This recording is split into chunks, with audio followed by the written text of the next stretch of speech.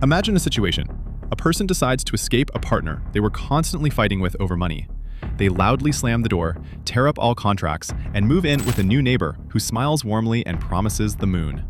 But just a couple of years pass, the dust settles, and a shocking detail emerges. This person hasn't gained independence. They discover that the new neighbor has taken the keys to the house, completely controls their wallet, dictates the prices for their labor, and even forces them to buy their own goods at exorbitant prices. On a macroeconomic scale, this is exactly what is happening right now between Russia and China. What was presented on TV screens as a grandiose pivot to the east and the acquisition of a great ally has, in reality, turned into a perfectly constructed economic trap. And the most striking part is that this trap snaps shut absolutely voluntarily. To understand the scale of what happened, we need to remember how the system worked before. For half a century, a gigantic circulatory system of 200,000 kilometers of pipelines fed Europe with cheap energy. In 2022, this mechanism collapsed. Europe solved its problem simply, albeit expensively. It replaced Russian pipeline gas with American liquefied natural gas, and Russian oil with supplies from other countries. The trade turnover, where Russia acted as the main supplier, dropped to almost zero. Left without its largest and most solvent sales market, the Russian economy made that very pivot to Asia. But if we cast aside the loud political statements and look at the dry figures, a frightening picture of multi-level dependence emerges. In this video, we will analyze in detail exactly how Beijing has locked an entire country onto itself. Before 2022, the energy balance was perfect. Europe was critically dependent on Russian resources, and Russia was dependent on European money. It was a classic interdependence where both sides had leverage. When the Western market closed, massive volumes of Russian oil flooded into Asia.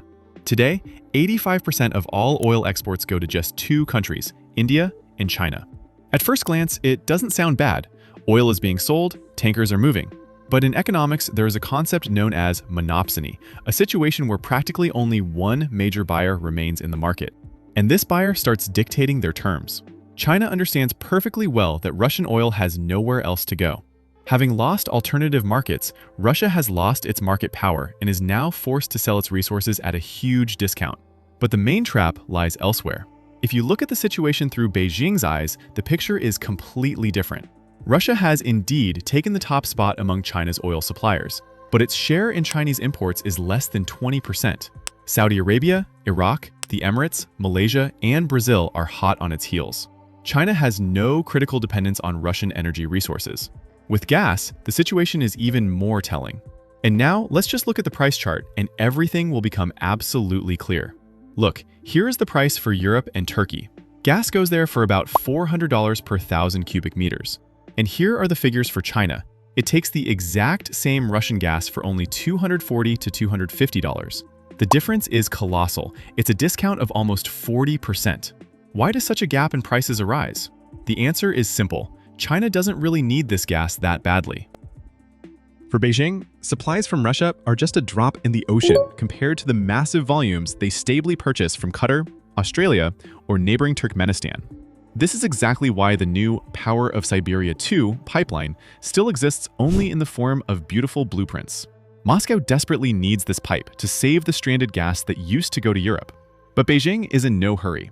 It is openly stalling for time, driving down the price and demanding that the fuel be sold to it as cheaply as on the Russian domestic market. The buyer's logic is ironclad. Why pay full price if you know that the seller is in a desperate situation and simply has nowhere to put their product? The second, even harsher trap is financial. After being disconnected from the SWIFT system and the blocking of Western reserves, the dollar and euro became unavailable for direct settlements. They were triumphantly replaced by the Chinese yuan. Today, over 40% of Russian exports and imports are paid for in yuan. This currency has become the main one on the Moscow exchange. Reserves are kept in it, and business loans are issued in it. But there is one critical nuance. The yuan is not a freely convertible currency. Its exchange rate, circulation, and withdrawal abroad are strictly controlled by the Chinese Communist Party. Moreover, dependence on the Chinese banking system has made Russian business absolutely vulnerable to US secondary sanctions. The moment Washington wags its finger, the largest Chinese banks instantly block or delay payments from Russia for weeks. It gets to the point where companies are forced to use barter or crypto schemes just to buy equipment. An absurd situation arises. Russia has completely switched its financial circulatory system to the yuan, but Beijing can cut off this oxygen at any moment out of fear of American sanctions. Because, let's be honest, trade with the US and Europe is tens of times more important and profitable for the Chinese economy than trade with Russia. The third and perhaps the most visible trap is technology and what we see on store shelves. Remember how Western, Japanese, and Korean brands abruptly left the country all at once? A huge hole formed, and China didn't just plug it. It took everything, becoming an absolute monopolist. Let's just look at the dry figures of the car market. Before the introduction of large-scale sanctions, in 2021, almost 1.7 million new cars were sold in Russia. Do you know how many of them were Chinese? About 115,000. This is a modest share of only 7%.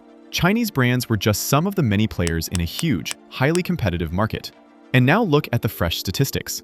The total market volume today is about 1.5 million cars a year. But the share of the Chinese auto diaspora has soared above 51% of all new passenger cars sold in the country. And if you remove the domestic Lada from these statistics, then Haval, Chery, Geely, and their brethren control practically 100% of the foreign car market. There is no more competition. The picture looks even scarier in the factories. Let's take the import of CNC metalworking machine tools. Before 2022, Russia bought them all over the world, in Germany, Japan, Taiwan.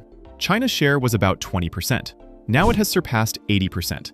No miracle called import substitution happened. The country simply pulled the plug from the Western socket and plugged it entirely into the Chinese one.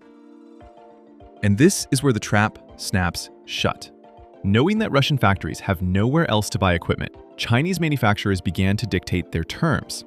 First, they raised selling prices in yuan and dollars specifically for Russian buyers by 20 to 30%, simply because they can.